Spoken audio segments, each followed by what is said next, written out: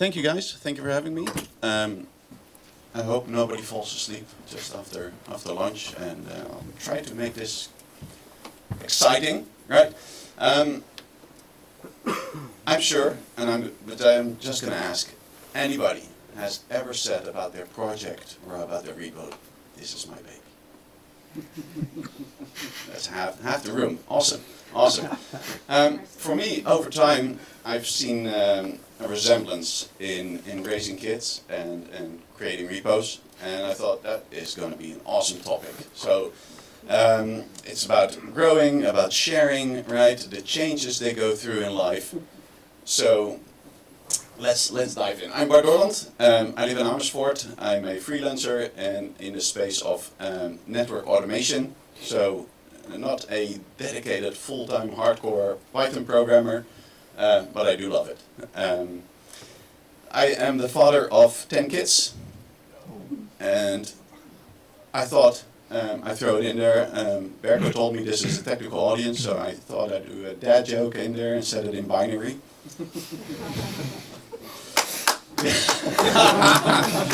Thank you. Okay, does this work? This works. Yes, it works.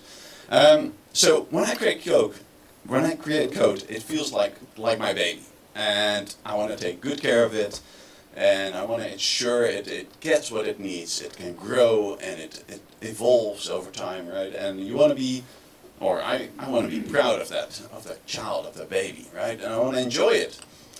And nobody tells you this when you have children of your own, but choices have an outcome and they have an effect, right? So the time and the information or the effort you put in it has an effect. That can be good, that can be less good. And in the case of less good, that could also mean they're going to hunt you for the rest of your life. So for those without children yet, think about what you're doing. And for those with little children, think really about what you're doing. Right?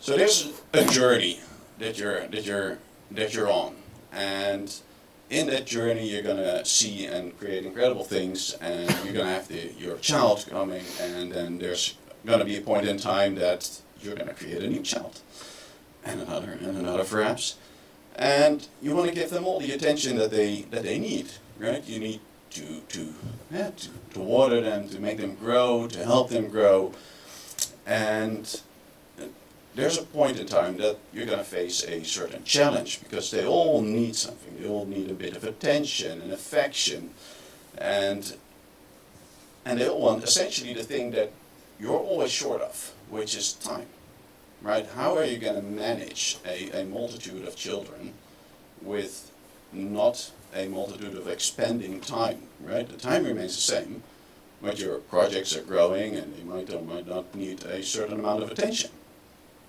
So is there a way to deal with that? So here's an idea. What if we can give our children the tools that they need to go from crawling to walking to running? Well, we're in the Netherlands, they probably cycle as well, right? So it speeds up. And how can we make sure that they keep up with me instead of me putting all the effort and time into them? And with that, wouldn't it be good to describe our child and perhaps have some details written down about him, and perhaps a journal along the way? That would be good to look back at history of, these days we just make photos, but I remember my parents writing all the stuff down about what has happened. And if you think about that, then that sounds very much like a changelog, right? Oh, that went quick. So how do we get there? Parenting 101, right? You gotta trust your partner, your love, your keyboard, right? It's making all the magic happen. I wasn't going to talk about AI. There's a single talk out there that doesn't talk about AI, right? But I assume we still use the keyboard and not the microphone for vibe coding and stuff. So I got my keyboard.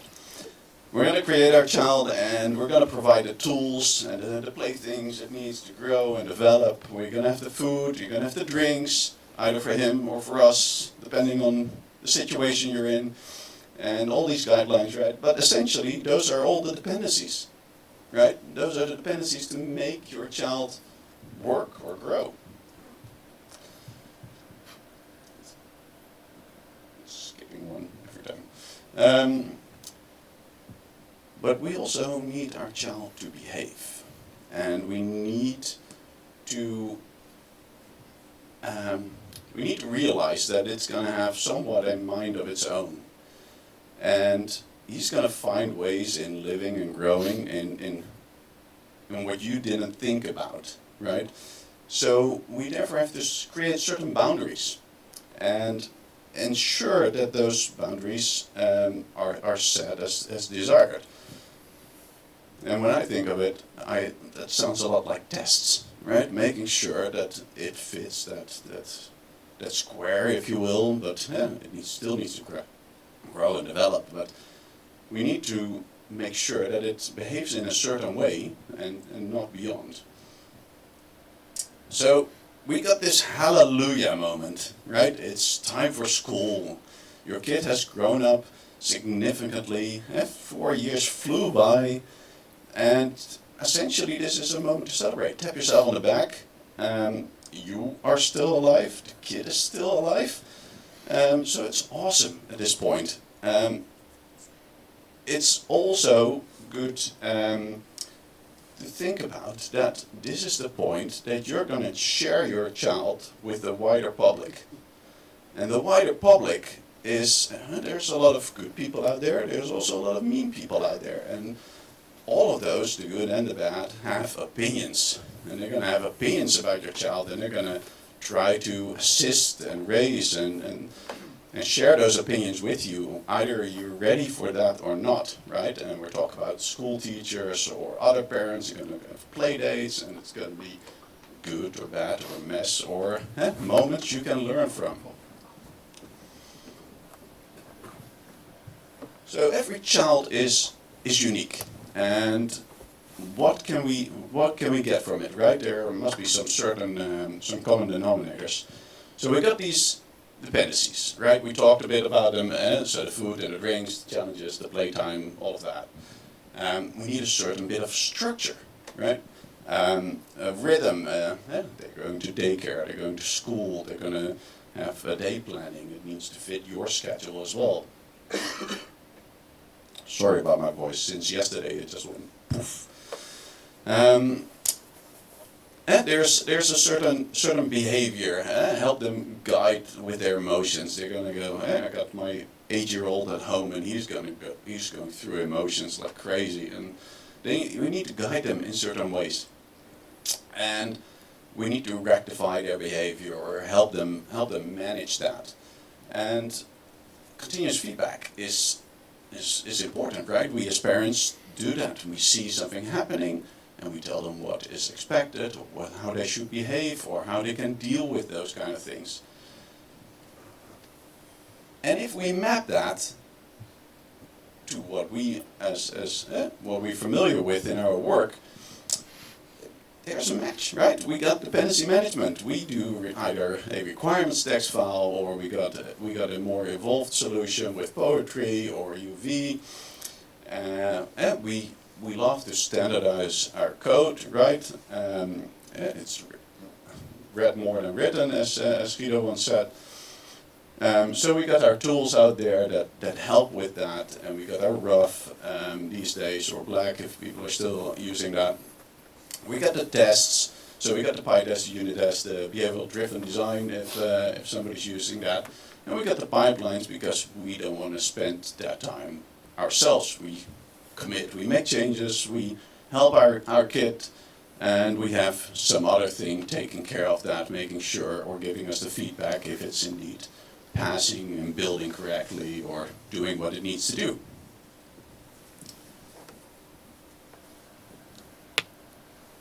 But at one point, you're going to have a second child and a third and more and more. And are you going to repeat that same initial step that you did, right? Starting from scratch or doing a UV init to get something started? Or are you gonna use your experience and apply that directly from the start, right? Using either copier or cookie cutter to set up your base, right? For those who don't know it, right? You can set up your base, for example, cookie cutter, you can set up your base, your directory structure, how you want it to be with the files that you want to be present. You can use the Ginger templating syntax in it.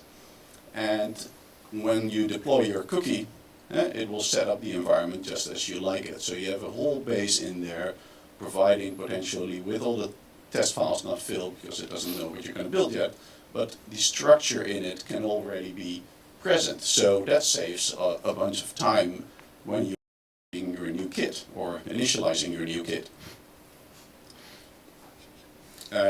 Maybe good to mention that also works with conditions like that. So when you're building and you can ask yourself like, hey, do you want to do, you want to have MyPy installed, for example, yes or no? And then you can have those conditions in there matching whatever ends up in your PyProject tunnel.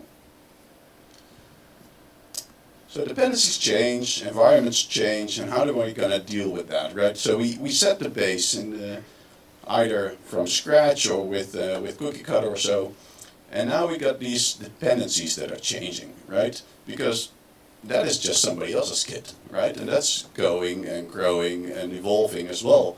And we're using the skills or the things of that child. So how can we manage that our kid, he is now playing on the PlayStation 4 and he wants a 5 and then he wants a 6 and then the Nintendo 2 is coming out soon in June and he wants that. So how are we going to make sure that he can grow with that and still make sure that everything's working? And at the same time, the little baby that we had is now in a new room, he has a new bed and the environment is changing, then he goes to college at one point and he gets out of the house, he gets a house of his own, right? So there's all these environments that are changing as well. So how can we automate that, right? Renovate, Dependabot, Dependabot as part of GitHub, Renovate can be introduced as well, can make sure that it will take care of dependency upgrades, right, within your restrictions that you might have defined in your PyProject tunnel. And therefore you can use that, or it can create a merge request for you saying, hey, well, you got this package that has got an update and all your tests and everything's succeeding, so you're pretty safe to go, right? And you can have that done for you. You can have certain things automatically merged, like development tools, you might want to keep those up to date automatically, but other things you might do some manual testing or integration testing on top of that. So that's something for yourself to think about. On the other side, right, for environments, we could use Nox or Tox to use different Python versions, right? And you might have originally created something in 3.9, but now we're at 3.12, 3.13, 3.14 already around the corner, or beta. So you can use those tools to apply all your tests and do all your things that you want and that you need onto different Python versions, right? So we can have this all the way automated and integrated, and we don't really have to take care of it. So how does that look, right? So essentially, when talking about time and attention and affection and education, we are teaching our children to do most of the things on their own, right? We have that child, and if no bugs come in and everything is fine and there are no feature requests, it just stays there and it is automatically growing, right? With the dependencies and things. So we've given them the tools. The child on its own, with use of Renovate, can create its own merge request, and if all's good, all tests passes, and all is good, and we click approve, and we don't have to spend any time on it, and everything is fine. Sometimes we still need to educate our kid a bit, or the other kid, the dependency is changing a bit more than expected, and things are not working anymore. Some methods might not be, or might have changed or have different output. So you might need to educate your kid. You might need to write some code to it to instruct him to behave differently. Or your tests have failed in certain ways, and you need to deal with that. So they still need some time, sometimes, right? A bit of education, a bit of bonding, if you will. Finally, all of that is merged and life continues as it were before. So what can we say, right? They grow up so quickly. And in the end, I would be very happy if that child, that kid of mine is going to be an example to others, right? That people look at my repository, or a kid in real life, and look, hey, that's somebody I would like to play with, or some tool that I want to use, and it's structured, it looks good, it's readable, I've got readable code, I've got tests and everything is automated, and all great, right? That is the example that I would love my kid to be. That's the example that I want to be for my kid. And that is also what I want to see from, or would like to see from other repositories and dependencies that I would be using.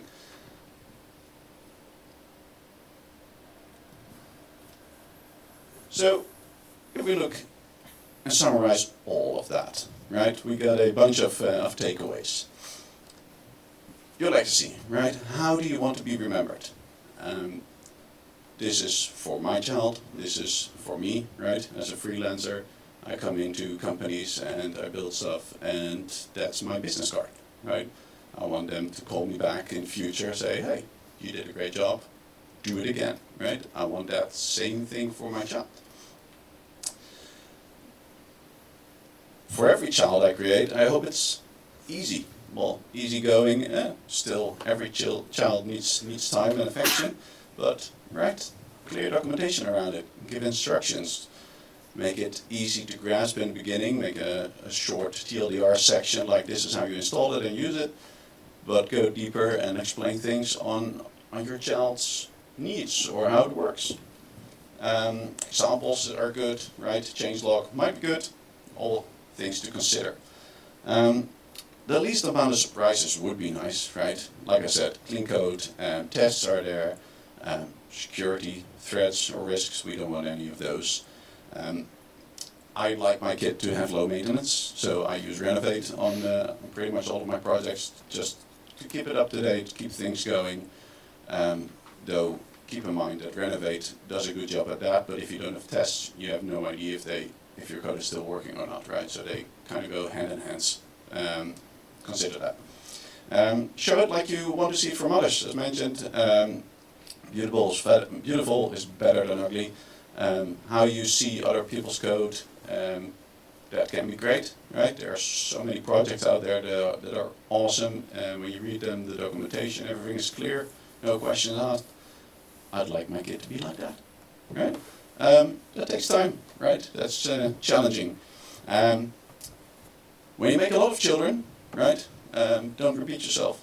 So be lazy, use something like a cookie cutter or copier to make things easy to duplicate or to re-initialize a project, right? And that could be something that you have a cookie for a normal script, or when you have a library or things where you have all these dependencies in them, and that makes life pretty easy. Did we flow by the time? Because here we got the thank you. So now I'm actually curious, before we go in there, are there any parents in the room that had a Python 2 child? There's no one. Good.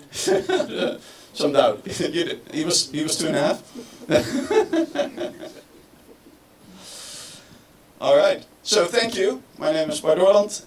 You can find me here on LinkedIn. QR if you trust me. Same link. Maybe good as a side bonus. Maybe see some hands. Who is using poetry? Who of those people want to move to UV? Good, Good. Let me help you with that. So, if you do this, and this is a short syntax, right, which you can do once you have UV installed, and I just put the minus help, right, but you can, if you just run it, it will take your Py project, convert it to a UV compatible one, and that should speed things up for you, right? If you run into shit, let me know, or create a PR, but help me out in that way. The other thing is, recently, who has experimented with Ty or TY already? One in the room, back, awesome. So, I'm sure a lot of people know MyPy, right, for static type checking. So Ty is the one that is from Astral SH as well, so that's from Rough and UV. And they have now one created which is in preview, which is fast like the other tools. So you can play with that as well. If you do UVX TY and check on your repo, you can see how that works for you. It's not intrusive, so you can just play around with that. So that could be awesome if they did the same kind of work for Rough and UV. If they do that for the static type checking, that's awesome, if I would say. Thank you for having me. Thank you for your time.